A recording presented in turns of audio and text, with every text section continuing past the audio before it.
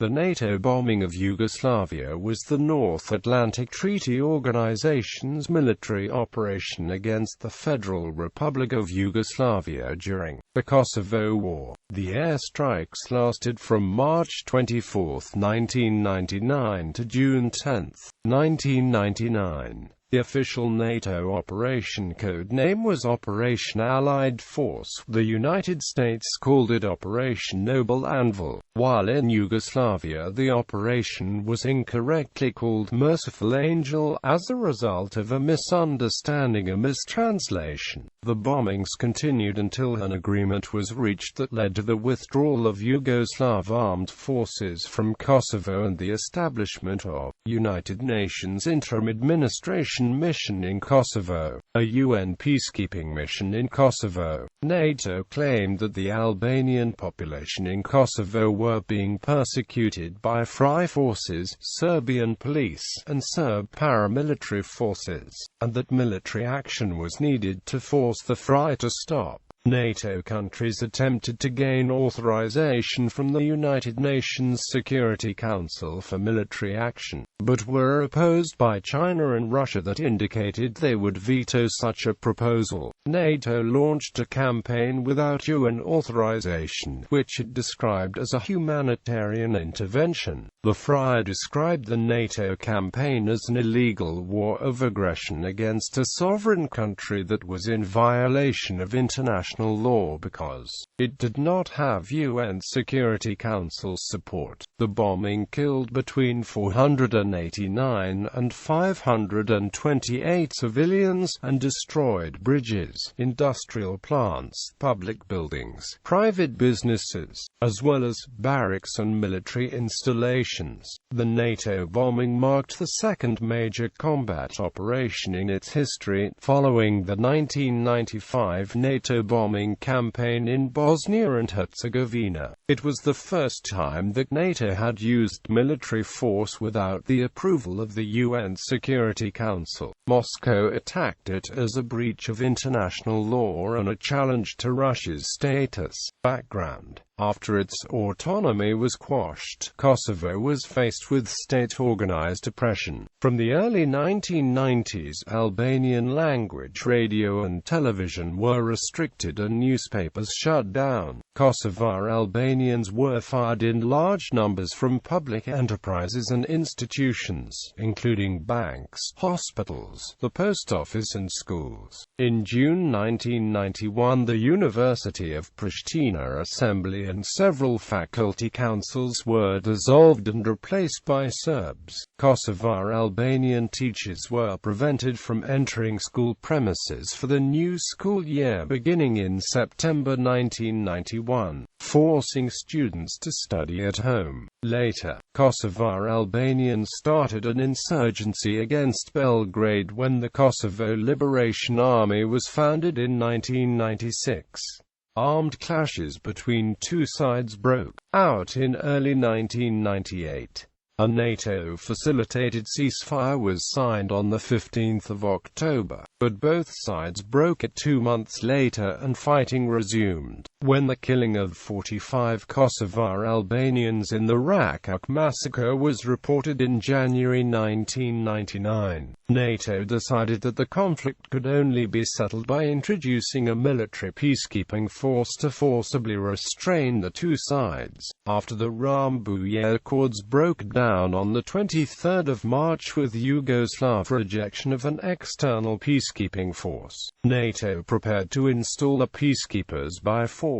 Goals: NATO's objectives in the Kosovo conflict were stated at the North Atlantic Council meeting held at NATO headquarters in Brussels on April 12, 1999, an end to all military action and the immediate termination of violence and repressive activities by the Milosevic government, withdrawal of all military, police and paramilitary forces from Kosovo, stationing of UN peacekeeping presence in Kosovo, unconditional and safe return of all refugees and displaced persons, establishment of a political framework agreement for Kosovo based on Rambouillet Accords, in conformity with international law and the Charter of the United Nations.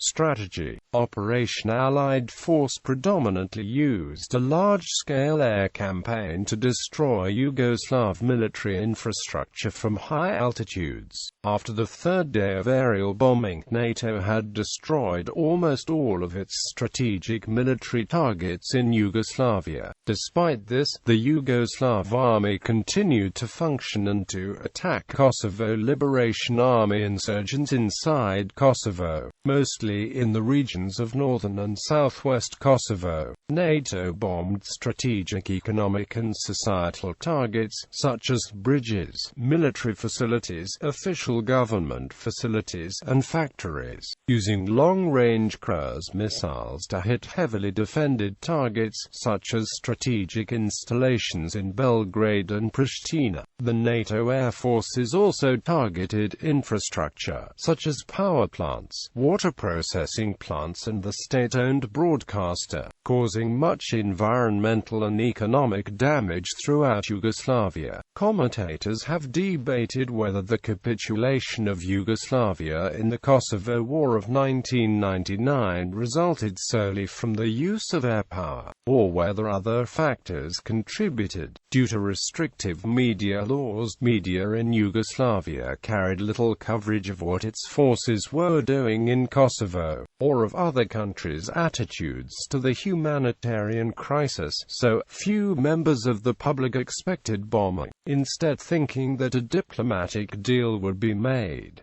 Arguments for strategic air power. According to John Keegan, the capitulation of Yugoslavia in the Kosovo War marked a turning point in the history of warfare. It proved that a war can be won by air power alone. By comparison, diplomacy had failed before the war, and the deployment of a large NATO ground force was still weeks away when Slobodan Milosevic agreed to a peace deal. As for why air power should have been capable of acting alone, it has been argued that there are several factors required. These normally come together only rarely, but all occurred during the Kosovo War. Bombardment needs to be capable of causing destruction while minimizing casualties. This causes pressure within the population to end hostilities rather than to prolong them. The exercise of precision air power in the Kosovo War is said to have provided this. The government must be susceptible to pressure from within the population, as was demonstrated by the overthrow of Milosevic a year later. Serbia's government was only weakly authoritarian and depended upon support from within the country. There must be a disparity of military capabilities such that the opponent is unable to inhibit the exercise of air superiority over its territory. Serbia, a relatively small impoverished Balkan state, faced a much more powerful NATO coalition including the United Kingdom and the United States. Karl von Clausewitz once called the essential mass of the enemy his center of gravity. Should the center of gravity be destroyed, a major factor in Yugoslavian will to resist would be broken or removed. In Milosevic's case, the center of gravity was his hold on power. He manipulated hyperinflation, sanctions and restrictions in supply and demand to allow powerful business interests within Serbia to profit, and they responded by maintaining him in power. The damage to the economy, which squeezed it to a point where there was little profit to be made, threatened to undermine the support for Milosevic if the air campaign continued, whilst causing costly infrastructure damage. Arguments against strategic air power diplomacy. According to British Lieutenant General Mike Jackson, Russia's decision on 3 June 1999 to back the West and to urge Milosevic to surrender was the single event that had the greatest significance in ending the war. The Yugoslav capitulation came the same day. Russia relied on Western economic aid at the time, which made it vulnerable to pressure from NATO to withdraw support for Milosevic. Milosevic's indictment by the UN as a war criminal, even if it but did not influence him personally, made the likelihood of Russia resuming diplomatic support less likely. The Rambouillet Agreement of the 18th of March 1999, had Yugoslavia agreed to it, would have given NATO forces the right of transit, bivouac, maneuver, billet, and utilization across Serbia. By the time Milosevic capitulated, NATO forces were to have access only to Kosovo proper. The international civil presence in the province was to be under UN control, which allowed for a Russian veto should Serb interests be threatened. Concurrent ground operations. The KLA undertook operations in Kosovo itself and had some successes against Serb forces. The Yugoslav army abandoned a border post opposite Morin near the Yugoslav army outpost at Kosair in the northwest of the province. The Yugoslav army outpost at Kosair remained in Yugoslav hands throughout the war. This allowed for a supply line to be set up into the province and the subsequent taking of territory in the Junak area. The KLA also penetrated a few miles into the southwestern Mount Pay strike area, but most of the province remained under Serb control. Potential ground attack. General Wesley Clark, Supreme Allied Commander Europe, was convinced that planning and preparations for ground intervention, in particular, pushed Milosevic to concede. The Yugoslav capitulation occurred on the same day that U.S. President Bill Clinton held a widely publicized meeting with his four service chiefs to discuss options for a ground force deployment in case the air war failed. However, France and Germany vigorously opposed the ground offensive, and had done so for some weeks.